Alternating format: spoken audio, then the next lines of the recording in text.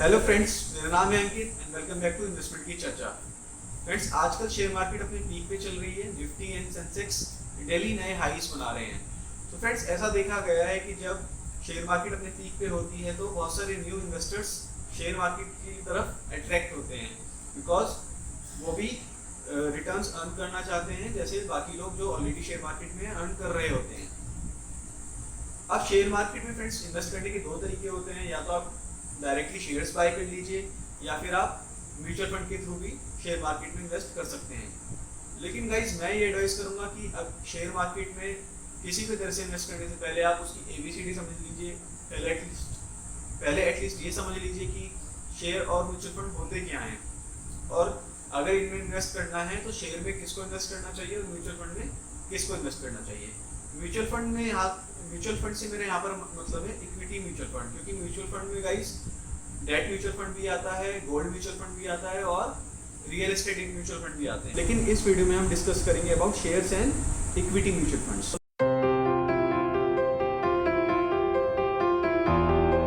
Friends, अगर आप directly shares में इन्वेस्ट करना चाहते हैं तो उसके लिए हमें पहले रिसर्च करनी होती है कि कौन सी कंपनी में हमें इन्वेस्ट करना है। उसके लिए हम फंडामेंटल एनालिसिस करते हैं उस कंपनी का, जिसमें आप देखते हैं कि कंपनी का मैनेजमेंट कैसा है, कंपनी की बैलेंस शीट कैसी है, कंपनी के फाइनेंशियल्स कैसे हैं, कंपनी ग्रो करेगी या नहीं करेगी, उसका बिजनेस मॉडल कैसा है, उसके वैल्यूएशंस कैसे हैं। तो ये सब देखकर आप किसी शेयर में इन्वेस्ट करते हैं, और उसके बाद जैसे जैसे क्वार्टरली उसके रिजल्ट्स आते हैं तो आप उसके रिजल्ट्स को भी देखते हैं कि रिजल्ट्स कैसे आ रहे हैं। साथ में जो कंपनी की इन्वेस्टर कॉल होती है, एनालिस्ट कॉल होती है, उसको भी आप ट्रैक करते हैं। सो गाइस, इस सब में तीन चीज़ें आपको चाहिए होती हैं। एक तो टाइम आपको बहुत चाहिए होता है, क्योंकि आप पूरा रिसर्च करते हैं और उस कंपनी को के शेयर्स बाय करने के बाद भी उसको ट्रैक करते हैं। सेकेंडली, आपके पास एक्सपर्टीज़ होनी चाहिए, नॉलेज होनी चाहिए कि आपको क्या कौन सा डेटा एनालाइज करना है, वो डेटा आपको कहाँ पे मिलेगा और उस डेटा में से आपको क्या फाइंड आउट करना है। सो इस सब की आपको नॉलेज होनी चाहिए, एक्सपर्टीज़ होना चाहिए। नंबर 3, आपका अपने इमोशंस पे कंट्रोल होना चाहिए। गाइस, होता क्या है, जब हम कोई शेयर बाय करते हैं तो उसके बाद हम सोच के चलते हैं कि हम ये 4-5 सालों के लिए या 2-3 सालों के लिए रखेंगे। लेकिन सपोज कीजिए मैंने आज बाय किया और जैसे ही मैंने बाय किया 4-5 दिन में उसका प्राइस 5% या 10% नीचे आ गया, तो हम लोग डर जाते हैं और हम उसको बेच देते हैं। सो हमारा अपने इमोशंस पे कंट्रोल नहीं होता है। साथ में अगर वो शेयर ऊपर चला जाए, यानी कि 5 या 10% ऊपर चला जाए, तो भी हम सोचते हैं कि अरे यार 5-10% तो रिटर्न आ ही गया है और वो भी 1 महीने में आ गया है, 15 दिन में आ गया है, तो बेटर है इसको बेच दो और रिटर्न एनकैश कर लो। सो ये दोनों ही चीज़ें दिखाती हैं कि हमारा अपने इमोशंस पे कंट्रोल नहीं है, क्योंकि हमने जब उस शेयर में इन्वेस्ट किया था तो हमने पूरी रिसर्च की थी और हमने देखा था कि लॉन्ग टर्म में हम इस शेयर में इन्वेस्ट करेंगे तो हमें एक अच्छी वेल्थ बना के देगा। लेकिन क्योंकि हमारा अपने इमोशंस पे कंट्रोल नहीं होता है तो हम उस चीज़ को मिस कर देते हैं। तो फ्रेंड्स, दूसरा तरीका है to buy a mutual fund. अब गाइस, म्यूचुअल फंड का मैकेनिज्म काम कैसे करता है। जो असेट मैनेजमेंट कंपनीज होती हैं बड़ी बड़ी, जैसे कि HDFC, SBI, रिलायंस, मिराए, सो ये बहुत सारी म्यूचुअल फंड की स्कीम्स रन करती हैं और वो इन स्कीम्स को मैनेज करने के लिए एक एक्सपर्ट हायर करते हैं, जिसे हम बोलते हैं फंड मैनेजर। ये फंड मैनेजर एक एक्सपर्ट होता है और इसको काफ़ी अच्छा एक्सपीरियंस होता है of investing in share market. So जब भी AMC कोई नई स्कीम लॉन्च करती है, वो रिटेल इन्वेस्टर्स को इन्वाइट करती है, एक प्रोस्पेक्टस इशू करती है और उस प्रोस्पेक्टस में पूरी डिटेल देते हैं कि वो लोग इस म्यूचुअल फंड स्कीम में किस तरह के शेयर्स बाय करेंगे, कौन उसका फंड मैनेजर होगा, उस फंड मैनेजर का ट्रैक रिकॉर्ड क्या है, उसका क्या एक्सपीरियंस है और आप किस तरह का रिटर्न एक्सपेक्ट कर सकते हैं। सो फ्रेंड्स, जैसे जैसे पैसा आता है जनरल पब्लिक से, रिटेल इन्वेस्टर से, वो उसको कलेक्ट करते जाते हैं और उसका एक पूल ऑफ मनी बन जाता है। अब इस पूल ऑफ मनी को वो इन्वेस्ट करते हैं फर्दर शेयर्स के अंदर। अब जैसे जैसे शेयर्स की वैल्यू बढ़ेगी, वैसे वैसे जो रिटेल इन्वेस्टर्स से उनके इन्वेस्टमेंट की वैल्यू भी बढ़ती जाएगी। सो इस तरह से म्यूचुअल फंड स्कीम रन होती है।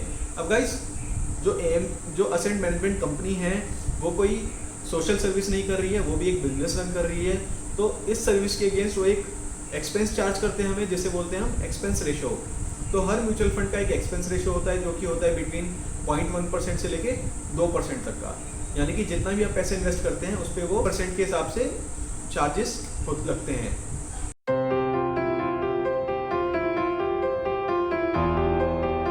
फ्रेंड्स म्यूचुअल फंड में इन्वेस्टमेंट करने का रीज़न नंबर 1 होगा if you don't have a time and expertise.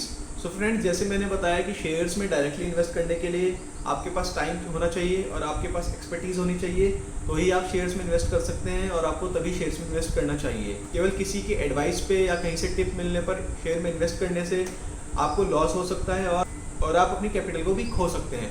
So friends investment का रूल नंबर 1 है ऑलवेज प्रोटेक्ट योर कैपिटल, और उसके बाद आप सोचिए कि आपको रिटर्न कितना मिलेगा। सो रीज़न नंबर 2 होगा friends low fluctuation as compare to shares. So friends shares के जो प्राइसेस होते हैं वो बहुत ज़्यादा फ्लक्चुएट होता है, किसी किसी शेयर का एक दिन में प्राइस 10% ऊपर ही नीचे हो जाता है, लेकिन म्यूचुअल फंड में ऐसा नहीं होता है, वहाँ पर फ्लक्चुएशन लिमिटेड होती है। क्योंकि म्यूचुअल फंड में गाइस क्या होता है, वो एक शेयर में इन्वेस्ट नहीं कर रहे हैं, वो एक बास्केट ऑफ शेयर्स में इन्वेस्ट कर रहे हैं, यानी कि एक म्यूचुअल फंड स्कीम के अंदर 30 से 40 शेयर्स रहते हैं जिसमें कि म्यूचुअल फंड मैनेजर इन्वेस्ट करता है। तो वहाँ पर आपका डाइवर्सिफिकेशन होने की वजह से फ्लक्चुएशन कम हो जाता है और आप पीस ऑफ माइंड फील करते हैं। सो फ्रेंड्स रीज़न नंबर 3 है to start with as minimum as 500 rupees. So friends mutual fund में आप केवल 500 रुपये महीने से इन्वेस्टमेंट स्टार्ट कर सकते हैं, और अगर आप वन टाइम इन्वेस्टमेंट करना चाहते हैं तो 5000 रुपीज़ से स्टार्ट कर सकते हैं। सो मेरे ख्याल से 500 रुपीज़ तो हर कोई स्पेयर कर ही सकता है फॉर इन्वेस्टिंग। सो ये भी एक इम्पॉर्टेंट रीज़न हो जाता है to invest in a mutual fund. So friends reason number 4 होगा tax efficient investment option. Mutual fund एक टैक्स एफिशिएंट इन्वेस्टमेंट ऑप्शन है क्योंकि इसमें हमें बेनिफिट मिलता है लॉन्ग टर्म कैपिटल गेन का, जिसमें कि टैक्स केवल देना होता है 10% के रेट से, यानी कि म्यूचुअल फंड में जो भी आप रिटर्न अर्न करेंगे उस पर केवल 10% ही आपको टैक्स देना होगा। वो टैक्स भी आपको ओवरऑल जो आपका गेन है अगर 1 लाख तक है तो कोई टैक्स नहीं देना है, लेकिन 1 लाख से ऊपर जो भी आपका गेन होगा केवल उसी पर ही आपको 10% टैक्स देना होगा। अब जो लोग 20% 30% टैक्स पे करते हैं उनके लिए एक टैक्स एफिशिएंट ऑप्शन बन जाता है। सो फ्रेंड्स रीज़न नंबर 5 होगा better returns than FD.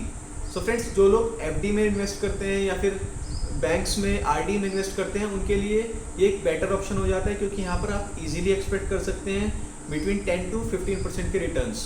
Number 6 reason है no lock in period. Guys ज़्यादातर म्यूचुअल फंड स्कीम्स में कोई लॉक इन पीरियड नहीं होता है, आप जब चाहे उसको बाय कर सकते हैं और जब चाहे आपको उसको सेल कर सकते हैं, यानी कि आप आज बाय करके कल भी सेल कर सकते हैं। कुछ स्कीम्स में एग्जिट लोड होता है, यानी कि अगर आप 1 साल से पहले उसको बेचते हैं तो आपको 1% या 0.5% का चार्ज पे करना होता है, लेकिन बहुत सारी स्कीम्स ऐसी भी होती हैं जिसमें कोई भी एग्जिट लोड नहीं होता है। सो ये रीज़न म्यूचुअल फंड को एक और भी ज़्यादा अट्रैक्टिव बना देता है, क्योंकि हम म्यूचुअल फंड्स को कभी भी लिक्विडेट कर सकते हैं। तो फ्रेंड्स इसी के साथ इस वीडियो को हम रैपअप करेंगे। तो आशा करता हूँ आपको समझ में आ गया है कि किसे म्यूचुअल फंड में इन्वेस्टमेंट करना चाहिए और किसको शेयर्स में इन्वेस्ट करना चाहिए, और म्यूचुअल फंड में इन्वेस्टमेंट के क्या बेनिफिट्स हो सकते हैं। तो फ्रेंड्स अगर आपको ये वीडियो पसंद आई है तो इस वीडियो को लाइक कीजिए, शेयर कीजिए और हमारे चैनल को सब्सक्राइब कीजिए और प्लीज़ कमेंट ज़रूर कीजिए। तो friends stay safe, stay healthy and जय हिंद।